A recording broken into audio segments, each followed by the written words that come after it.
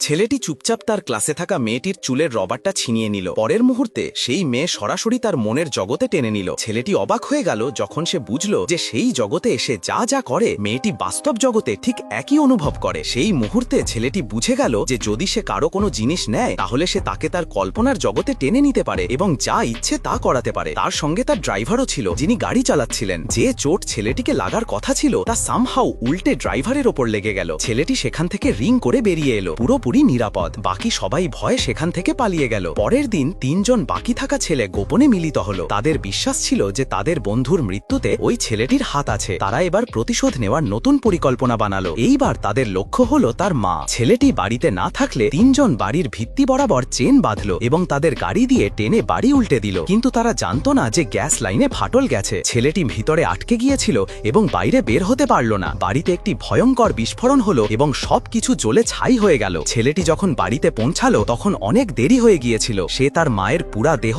ধ্বংসাবশেষ থেকে বের করলো, কিন্তু তিনি মারা গিয়েছিলেন। দুঃখে ভেঙে পড়া ছেলেটি নিজে তার মাকে দাফন করল। যখন সে পুলিশ গাড়িতে ফিরছিল তখন পুলিশ সদস্য ভুলক্রমে বলল যে সম্ভবত আগুন লাগা কোনো দুর্ঘটনা নাও হতে পারে। সেই সময়ই তিনজন ছেলে আবার সামনে দিয়ে গিয়েছিল, গাড়িতে বসে হেসে তার সঙ্গে ঠাট্টা করছিল। ছেলেটি তখন বুঝতে পারল সেই দিনই তার মা শেষ হয়েছিল। এখন সে ন্যায় চাইছিল না, তার শুধু প্রতিশোধই চাই। সেই রাতেই ছেলেটি ছায়ার মতো তাদের হ্রদের ধারে মজা করতে গিয়েছিল। ছেলেটি চুপচাপ তাদের পেছনে চলছিল। যখন সবাই মজা করছিল সে এক ছেলের কাপড়ের টুকরা চুপচাপ তুলে নিল এবং খেয়ে ফেলল। দূরে থাকা আরেক ছেলেটি আচমকা কাঁপতে কাঁপতে পানিতে পড়ল, যেন কোনো অদৃশ্য শক্তি তাকে টেনে নিল। যতই ছেলেটি তার দড়ি শক্ত করতে লাগলো সেই দুষ্টু ছেলের বন্ধু পানিতে ছটপট করতে করতে শান্ত হয়ে গেল, মরে গিয়েছিল। বাকি কেউ বুঝতেই পারল না কি হয়েছে, কিন্তু এটি শুধুমাত্র শুরু। ছেলেটি ঠিক করে নিল যে যতক্ষণ না সব দুষ্টুদের শাস্তি হবে সে থামবে না। পরের দিন স্কুলে বিজ্ঞান প্রায়োগিক ক্লাস চলছিল। সেই সুযোগ নিয়ে ছেলেটি ক্লাসে ঢুকে তার পরবর্তী প্রতিশোধ নিতে প্রস্তুত হলো। টিকটকে 3000 লাইক সঙ্গে 10,000 ভিউ,